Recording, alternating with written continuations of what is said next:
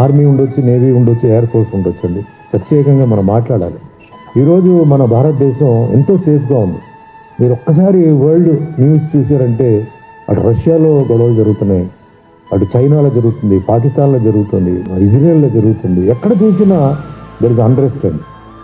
మన భారతదేశం మట్టుకి ఇట్స్ వెరీ వెరీ పీస్ఫుల్. ఈ చిన్న గొడవలు నథింగ్ అనమాట. బార్డర్లు టోటల్గా పిల్లలు పాపం వాళ్ళకి ఏంటంటే ఎక్స్పైరీ డేట్ వాళ్ళకి తెలుసు, అయినా మన కోసం వాళ్ళు వెళ్ళి అక్కడ ఒక ఛాతి మీద ఒక బుల్లెట్ తీసుకోవడానికి రెడీ, ఒక బాంబ్ బ్లాస్ట్ రెడీ.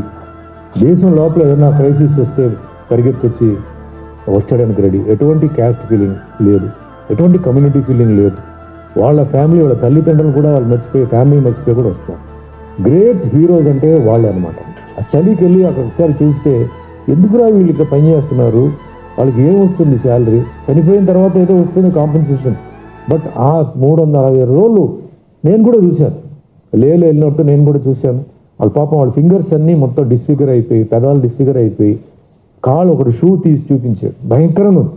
చిన్న గొడవలను పక్కన పెట్టేసి మనందరూ కలిసి ఉండాలి. నేను ఎందుకు ఇది చెప్తున్నానంటే అండి, ఈరోజు భారతదేశం మొత్తం రియల్ ఎస్టేట్ అనేది చాలా బ్రహ్మాండంగా ఉందండి. అందరూ రియల్ ఎస్టేట్లో ఇన్వెస్ట్ చేస్తున్నారు, ఆర్ గోల్డ్ మేబీ. భారతదేశంలో కనుక యుద్ధం జరిగితే అండి, ఫస్ట్ థింగ్ ఏంటంటే రియల్ ఎస్టేట్ పడిపోతుందండి.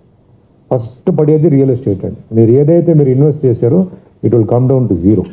వార్ ఉన్నంత వరకు it will come down to zero. దాని తర్వాత లేస్తుందా, తగ్గుతుందా, పెరుగుతుందా ఎవరికి తెలియదండి. సో అంత మీ ఓన్ ల్యాండ్ని వాళ్ళు కాపాడుతున్నారు, అది గుర్తుపెట్టుకోండి. మీ ల్యాండ్ వాల్యూని వాళ్ళు కాపాడుతున్నారు, మీ అసెట్ వాల్యూని వాళ్ళు కాపాడుతున్నారు. గోల్డ్ అయితే సరే, గోల్డ్ ఎక్కడో మన బ్యాగ్లో పెట్టుకుని పరిగెత్తి వెళ్ళొచ్చాడు. మీ ల్యాండ్ని తీసుకుని ఎక్కడ పరిగెత్తి వెళ్తారండి? మీ ల్యాండ్ని వాళ్ళు కాపాడుతున్నారు.